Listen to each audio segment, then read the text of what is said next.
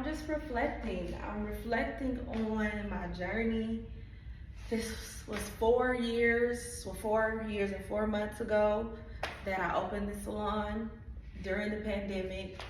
And I'm just thinking about when I came in and I toured, and I had so many dreams and goals for this place. Man, I was nervous, I was scared. You know, it was during the pandemic. Nobody knew what was happening, what was going on, where businesses were going to become, people were closing down and everything. So yeah, it was definitely scary times, but I was motivated, and I opened her up, and I didn't know what it was gonna become. I didn't know what I was going to do. I didn't know. I just knew that I just needed to do something. I needed to build something, and here we are. Wow. This is one of my last days in here before I hand over the keys. Tomorrow's the last day of the year of 2024. And I just wanted to come in here and clean and reflect and just see what I built. I mean, obviously everything's gone now, but I just wanted to just reminisce on what I built. It was not all easy. It was definitely challenging. Definitely learned a lot. I feel that it definitely helped me become a better businesswoman to, being able to have another salon, which opened almost 2 years ago. And so I don't think that, would have been able to be as successful as it is today without the learning lessons that I've learned from having this salon. I went from having my clients and just focusing on my clients to being in here and managing a salon and having my clients and, managing other braiders, because this was just a braid salon focused on braiders, locticians, and natural hair stylists. And my goal for this place was to provide a professional setting for braiders, because braiders get a bad rep, and we are always told, braiders are ghetto, or braiders always braid from their home, or braiders this, braiders that. And so I wanted to do my part as a braider to create an environment that braiders can come in and bring their clients, and they feel like they're still getting luxury services as if they're getting, hairstyle, like a weave, press, whatever, so on and so forth. And so that was really the goal here, to build a community around braiders and show that we all do the same thing, but we have different flavors, we have different styles, we have different personalities and all those things. And so I wanted to be able to bring us all together. A lot of those goals were met. Sade Styles came to life at the Taste of Soul 2023 last year. So that was beautiful, with the sponsorship of Rasta Free, my family.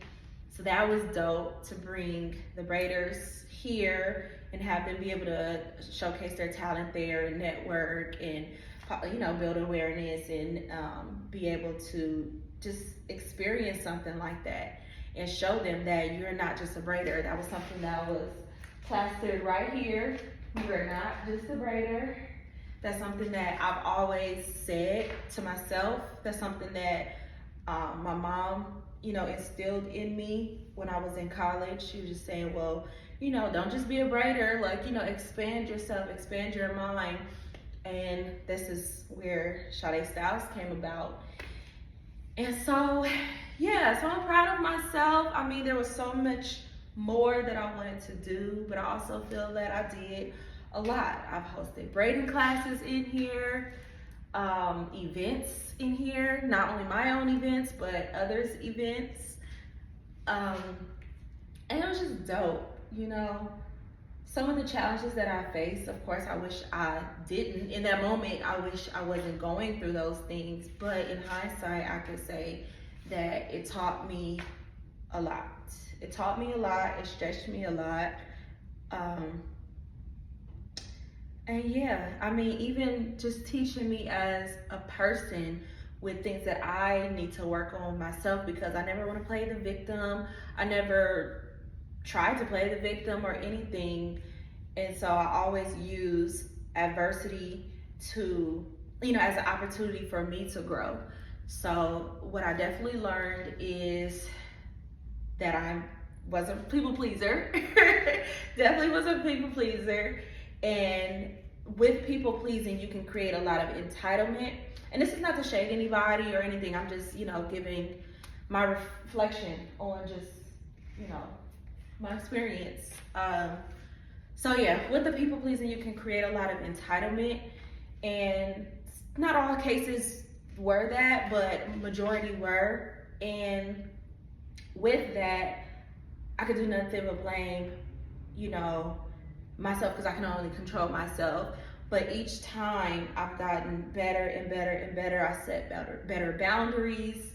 I implemented things that can kind of make me feel more at peace, which if I'm good, if the owner is good, because I'm the one, setting the tone, if I'm good, then it sets the tone for the environment and for the people that are working in here and their clients.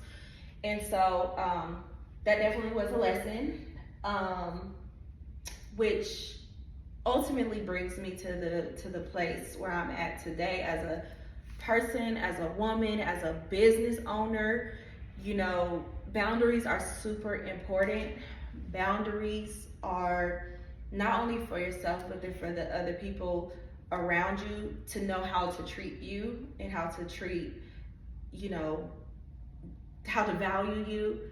And so, yeah, that definitely is where I'm at with things. I feel that,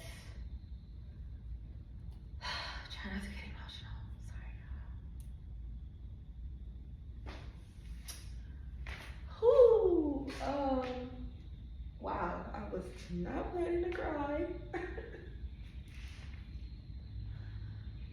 I'm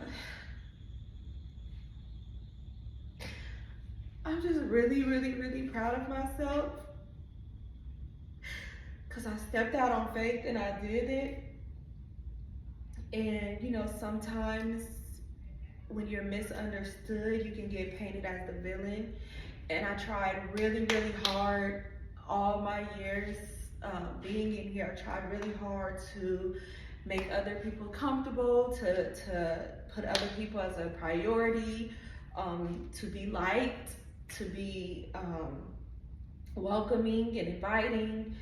And because of where I was with myself and not placing boundaries, or having the insecurity of that,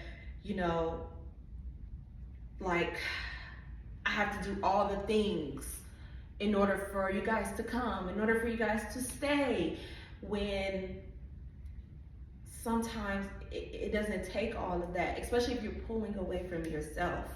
And I pulled so much away from myself that I started to just feel lost. Like, middle of this year, I started to feel really lost. I was on autopilot. I didn't know who I was. I felt like I was just drained. I was putting a lot of my goals and dreams on the back burner. And it was a culmination of all of the years, of being in that space.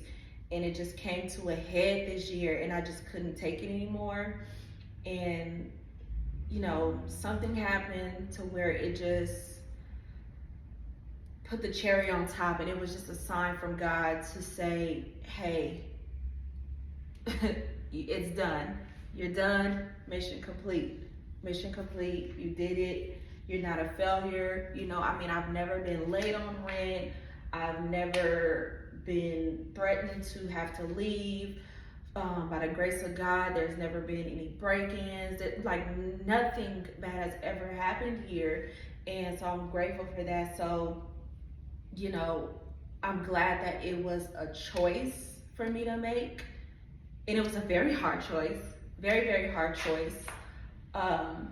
very hard choice. I mean, who wants to close down their business? You know, I was in a space where I'm like, okay, I got 2 salons, you know, doing my thing. This one is for the braiders. The suites is for you know, all beauty professionals, and you know, it's a catalyst for these braiders to build themselves, build their clientele, so then they can go there and just be inspired and then have their own salon one day. Like, you know, I had it all, you know, planned out, but then God has his goals. God has his plans for us. And so, yeah, it was not easy. It was not easy, but I definitely knew in my heart that it was time, but I was fighting it for a while. I definitely fought it for a while, and I was trying to keep it, but I was, you know, going against my judgment of that. But, you know, God does his things, and he moves mountains and forces us to obey or disobey. And I felt it was necessary for me to definitely obey. So I was not expecting this video to be this long, but I just wanted to just share a little bit of that. Of course, a lot more things are definitely more personal, and you know, probably will be talked about down the line, or just talked about more in depth down the line. But ultimately, I just wanted to reflect on this space. It just takes me back from when I first got it. I came in here, I cleaned up, I mopped. I was just standing here and just envisioning, okay, I want the salon stations here. I want this here, that there, this here. Like, in another life, I'm an interior designer, for sure. I mean, if you guys saw my process on how I design things, like when I'm at home, it's like, yeah, girl, that's another calling for you. And I plan to get better and better. You know, I mean, I have so many plans, so many goals, and I'm just excited for the new year. I'm excited for being able to just take a beat for a while, because I feel like I just been going. You know, I mean, those who know me know that Sade always busy, Sade always doing something. And I just want to take a beat and just kind of be present in the moment of being in my suite, taking my clients. Of course, I have my tenants there, and you know, and we're all building and, you know, all in the same space. But I feel like I'm gonna be able to just take a breather, take a beat, dream about what I want to do, talk to God about if those things are the right move, and really just consult with him on another level. And yeah. So yeah, Sade Styles Beauty Supply and Braid Lounge is officially closed. It's been a great run. It's been great times. It's been challenging times, but they all were for the greater good, and I'm so proud of myself. And mission complete. So many more, and Happy New Year.